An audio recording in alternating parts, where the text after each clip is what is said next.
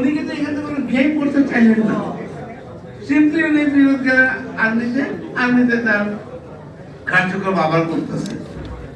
7ই November পরে এই দেশের জনগণ মনে করলো যে হ্যাঁ, ওনার মতো লক্ষ্যে যদি রাষ্ট্রীয় ক্ষমতা আনা যায়, ওই যে ঘোষণা দিচ্ছেন, ওই যে আন্দোলন করছেন, সেইটা সুফলে ওনাকে দেওয়া হবে।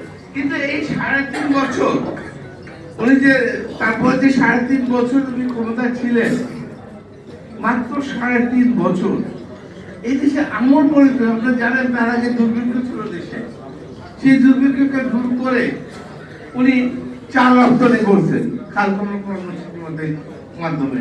উনি গার্মেন্টস সৃষ্টি করছেন, উনি বিদেশে ম্যানপাওয়ার করছেন। এগুলো সব আমাদের অর্থনীতিকে সামনের দিকে এগিয়ে নিয়ে গেছে।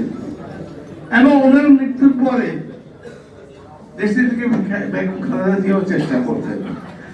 কিন্তু মাঝখানে এই যে রাস্তায় যে লোক স্বাধীনতা ঘোষণা দিলেন, যে লোক রোমাঞ্চনে যুদ্ধ করলেন, শুনেছে শেখ হাসিনা তার পদক কেড়ে নেওয়ার চিন্তা করলেন। যে পদক তার বাবাই তাকে দিয়েছে, তার বাবাই তা ওনাকে বীর উত্তমের পদক দেওয়া হয়েছে।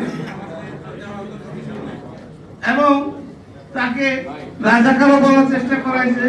উনি যুদ্ধ করেননি। এটা একটা মানুষ এত বড় মিথ্যা কথা বলতে পারেন? যেখানে যুদ্ধ করছে আর্মি সবাই জানে, যেখানে উনি স্বাধীনতা ঘোষণা দিয়েছে সবাই জানে, তারপরে উনি আজকে একটা গণতান্ত্রিক পক্ষের মধ্যে আমাদের প্রধানমন্ত্রী জনাব তারেক রহমান রাষ্ট্রীয় ক্ষমতা আছে।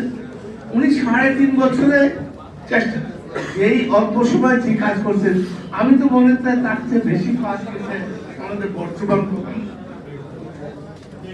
উনি 1 মাসের মধ্যে উনি যত ইশতেহারে যত কিছু বলছিলেন তার অনেক অংশে পূরণ করে ফেলেন।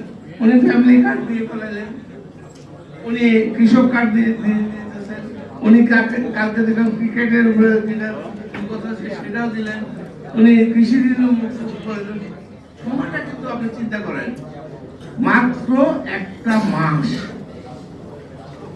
উনি যদি 5 বছর সুষ্ঠুভাবে দেশ পরিচালনা করতে পারেন, আমি বিশ্বাস করি এই দেশ কোথা থেকে কোথায় চলে যাবে ইনশাআল্লাহ।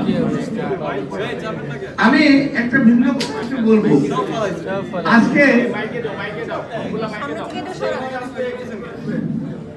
আজকে দেখা যাচ্ছে এই 17 বছর যারা আওয়ামী লীগের সাথে মিশে ছিল